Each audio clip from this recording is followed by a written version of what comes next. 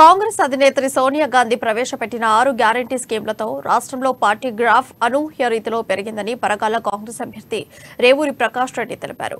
కాంగ్రెస్ గ్యారంటీలకు ప్రజల నుంచి విశేష స్పందన లభిస్తోందన్నారు. సోనియా గాంధీ రాజ్యం వచ్చిన 100 రోజుల్లోనే 6 గ్యారంటీలను అమలు చేస్తామంటున్నారు. ఇక అదే అంశానికి సంబంధించి మరింత సమాచారం పరకాల నుంచి మా ప్రతినిధి స్వామి అందిస్తారు.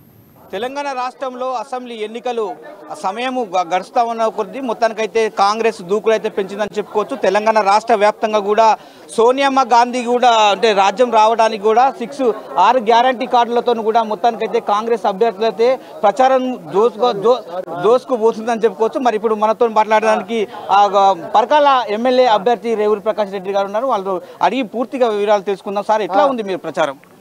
ఇప్పుడు మీరే చూస్తున్నారు, గత 15 రోజులుగా జైనిక్స్ టీఆర్ఎస్ నుండి బీఆర్ఎస్ నుండి వస్తూనే ఉన్నారు.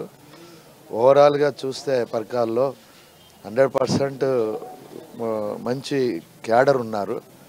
క్యాడర్ యొక్క కృషి బాగున్నది. అన్నిటికన్నా ముఖ్యంగా ఈ 5 సంవత్సరాలు కాదు 10 సంవత్సరాల నుండి కూడా కాంగ్రెస్ నాయకత్వాల మీద తప్పుడు కేసులు పెట్టించడం, అట్టాసిటీ కేసులు పెట్టించడం, అనగదొక్కడం ఇవన్నీ జరిగినాయి. అందునుంచి చాలా ఇవాళ 80% ధర్మారెడ్డి గారిని ఇక్కడ ఓడగొట్టాలని ఒక పట్టుదలతో ముందుకు పోతారు. చాలా బాగుంది. 100% గెలవబోతున్నాము. ఎంత మెజార్టీతో అంటే ఇప్పుడు ఒక వారం రోజుల నుంచి కూడా మీరు ప్రచారం కొనసాగుతున్న నేపథ్యం అయితే కనపడుతుంది. ఇప్పటికే చూసుకోవచ్చు, గీసుకొండ మండలంలోని కూడా బొడ్డు చింతలపల్లి గ్రామం అంతే యూతే కావచ్చు, ఆ మొత్తానికి యువకులే కావచ్చు, అంతే కాంగ్రెస్ పార్టీని నమ్ముకొని అభ్యర్థి రేవూరి ప్రకాష్ రెడ్డి నమ్ముకొని కూడా కనువలు కప్పుకున్న పరిస్థితి కనపడుతుంది. ఇప్పటి వరకు మీరు ఎంత మెజార్టీతో గెలవబోతున్నారు?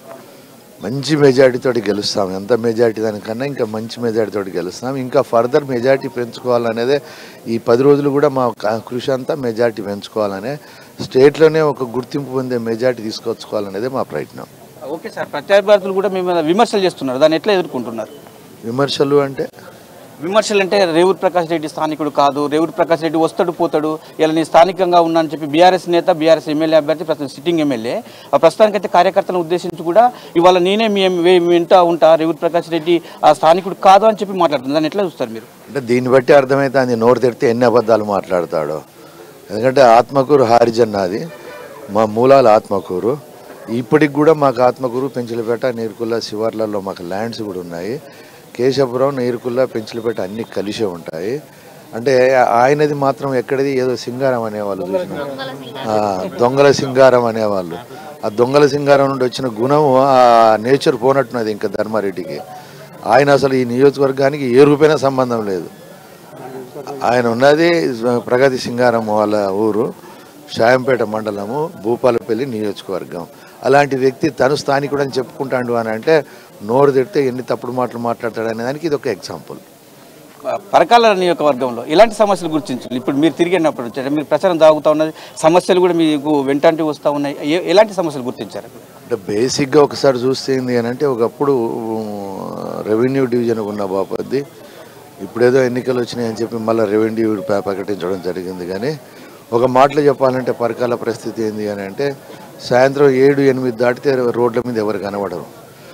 అంటే దీన్ని బట్టి అర్థమైపోతుంది పరకాలలో అసలు ఎలాంటి మూమెంట్, పబ్లిక్ మూమెంట్ ఉండే అవసరాలు కానీ అవకాశాలు కానీ లేవు అని చాలా స్పష్టంగా అర్థమవుతుంది. అదేవిధంగా ఇంకో మాట చెప్తారు వాళ్ళు, సాయంత్రం 8 దాటింది అని అంటే బ్రాండ్ షాపుల మూట మంది, అదేవిధంగా అటు పక్కన బజ్జీల బడ్డీ కొట్లు కనబడతా ఉంటాయి అని చెప్పంటే, అంటే ఎంత వెనుకబడి ఉన్నది అనేది మనకు అర్థమవుతుంది.